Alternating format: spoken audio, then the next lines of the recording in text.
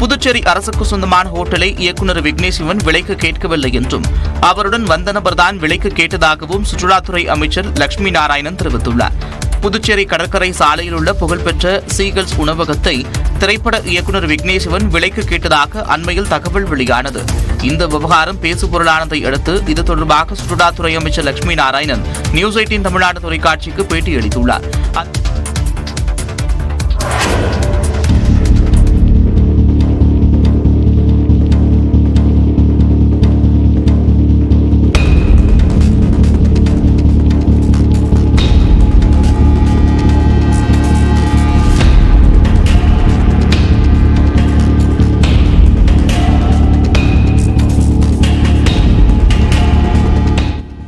மதுரை மாவட்டம் நாகமலை புதுக்கோட்டையில் அதிவேகமாக இருசக்கர வாகனத்தில் வந்த இளைஞர் தனியார் பேருந்தின் மீது மோதும் பதைபதைக்க வைக்கும் சிசிடிவி காட்சிகள்தான் இவை. நாகமலை புதுக்கோட்டையைச் சேர்ந்த பொறியியல் மாணவரான துரையரசன் கீழக்குயில்குடி சந்திப்பு அருகே இருசக்கர வாகனத்தில் சென்றபோது எதிரே வந்த தனியார் பேருந்து மீது அதிவேகமாக மோதியுள்ளார். இதில் துரையரசன் தூக்கி வீசப்பட்டு பலத்த காயமடைந்தார்.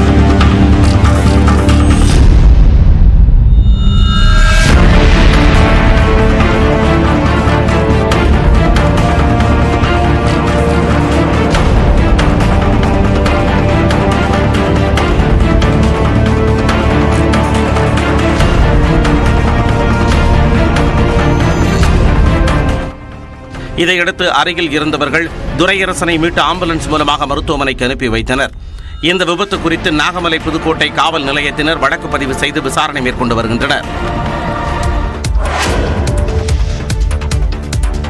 புதுக்கோட்டை மாவட்டம் அறந்தாங்கியில் மழையால் சேதமடைந்த பயிர்களுக்கு இழப்பீடு வழங்கக் கோரி விவசாயிகள் கோரிக்கை விடுத்துள்ளனர். அறந்தாங்கி அருகே களக்குடி மற்றும் சுற்றுவட்டார பகுதிகளான நாகுடி, மைவயல், மானவநல்லூர், காரவயல் உள்ளிட்ட பகுதிகளில் 500க்கும் மேற்பட்ட ஏக்கரில் விவசாயிகள் நெல் சாகுபடி செய்திருந்தனர். அண்மையில் புதுக்கோட்டை மாவட்டத்தில் பெய்த கனமழையால் பயிரிடப்பட்டுள்ள நெற்பயிர்கள் முழுவதுமாக நீரில் மூழ்கி அழுகிவிட்டதாக விவசாயிகள் வேதனை தெரிவிக்கின்றனர்.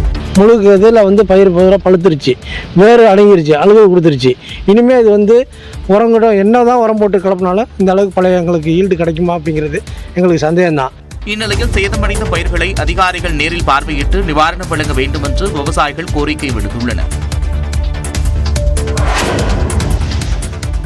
பிக் பாஸ் நிகழ்ச்சியில் ஆத்தங்குடி டைல்ஸ் குறித்து அவதூறு பரப்பப்பட்டதாக நடிகர் விஜய் சேதுபதி மீது காரைக்குடி காவல் நிலையத்தில் புகார் அளிக்கப்பட்டுள்ளது. தனியார் தொலைக்காட்சியில் தமிழ் பிக் பாஸ் சீசன் 8 நிகழ்ச்சி நடைபெற்று வருகிறது. இதன் தொகுப்பாளராக நடிகர் விஜய் சேதுபதி இருக்கிறார்.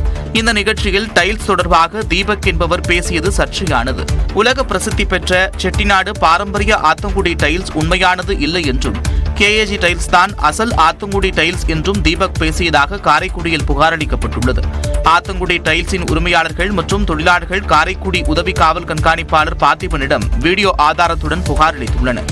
தவறான தகவலை பதிவிட்டு அதனை ஒளிபரப்பிய தனியார் நிறுவனம் மீது நிகழ்ச்சி தொகுப்பாளர் விஜய் சேதுபதி மீதும் நடவடிக்கை எடுக்குமாறு வலியுறுத்தியுள்ளனர். உயரதிகாரிகளிடம் பேசி உரிய நடவடிக்கை எடுக்கப்படும் என்று காவல் உதவி ஆணையர் உறுதியளித்துள்ளார். சென்னை திருவொற்றியூர் எல்லையம்மன் கோவில் அருகே உள்ள பழமையான வணிக வளாகம் இடிக்கப்பட உள்ளதால் அதில் செயல்பட்டு வரும் அம்மா உணவகம் உட்பட அனைத்து கடைகளுக்கும் சீல் வைக்கப்பட்டது. 25 ஆண்டுகள் பழமையான இந்த வளாகத்திற்கு பின்புறத்தில் நகர்ப்புற சமுதாய நல மருத்துவமனை உள்ளது. அந்த மருத்துவமனைக்கு அவசர ஊர்தி செல்ல போதுமான வழி இல்லாததால் வணிக வளாகத்தை இடிக்க முடிவு செய்து சென்னை மாநகராட்சியின் 1ஆம் மண்டல வருவாய்த்துறையினர் நீதிமன்றத்தை நாடினர். நீதிமன்றம் கடைகளை காலி செய்ய உத்தரவிட்ட நிலையில் ஒப்படைக்கப்படாத கடைகளுக்கு சீல் வைக்கப்பட்டது. அவற்றுடன் அங்கிருந்த அம்மா உணவகத்திற்கும் மாநகராட்சி அதிகாரிகள் சீல் வைத்தனர். இந்த இடத்துல இது கோர்ட் உத்தரவுப்படி மூடுறேன்னு சொல்லியிருக்காங்க. கோர்ட் உத்தரவை மதிக்கணும்னா அதுல நாங்க எந்த ஒரு இதையும் சொல்லல.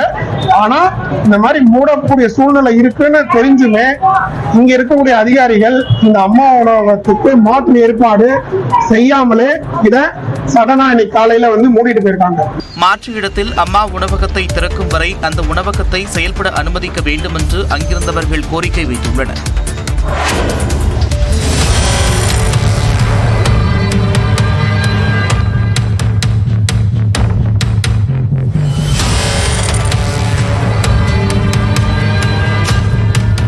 வேலூர் மாவட்டம் குடியாத்தம் அருகே விவசாய நிலத்திற்குள் புகுந்து வாழை, கேழ்வரகு உள்ளிட்டவற்றை காட்டு யானை சேதப்படுத்திய காட்சிதான் இது. கணவாய் மோட்டூரில் குடியிருப்பு பகுதியில் மகாதேவன் மற்றும் ஈஸ்வரி ஆகியோருக்கு சொந்தமான விவசாய நிலத்தில் காட்டு யானை ஒன்று புகுந்தது. அங்கு பயிரிடப்பட்டிருந்த கேழ்வரகு, சோளம் உள்ளிட்ட பயிர்களை அந்த யானை சேதப்படுத்தியது. இதனால் பெரும் நஷ்டம் ஏற்படும் என்று அவர்கள் வேதனை தெரிவித்துள்ளனர். 4 மணி வரைக்கும் யானை தொல்லை அதிகமாக இருக்குது. ஃபாரஸ்ட்டுங்களுக்கு சொன்னாக்க நாங்கள் என்னம்மா பண்ணுறதுன்னு கேட்குறாங்க. அதுக்கப்புறம் நாங்கள்லாம் ஓடி முடிச்சிட்ட பிறகு சவகாசமாக வந்து 7 மணி 8 மணி மேலே 9 மணிக்கு மேலே வந்து அவங்க வந்து நாங்கள் ஓட்டணும் அப்படின்னு சொல்லி ஃபோட்டோ எடுத்துகிட்டு போயிடுறாங்க. ஒரே யானை அப்படியே முடுக்குதுங்க. நாங்கள் என்ன பண்ண முடியும்? பொம்னாட்டிங்க நைட்டில் காவல் இன்னும் நான் தூங்கலை, களை வெட்டுறோம், உழைக்கிறோம். எப்படி நாங்கள் பழைக்கிறது? கடன் எப்படி கட்டுறது? விவசாயத்துக்கு கூட்டுறவு கடன் எப்படி சார் செய்வோம் நாங்கள்? சேதங்கள் குறித்து அதிகாரிகள் கணக்கெடுப்பு நடத்தியுள்ளனர். இதுபோன்று வனவிலங்குகள் விவசாய நிலத்திற்குள் வராமல் வனத்துறையினர் நடவடிக்கை எடுக்க வேண்டும் என்று விவசாயிகள் கோரிக்கை விடுத்துள்ளனர்.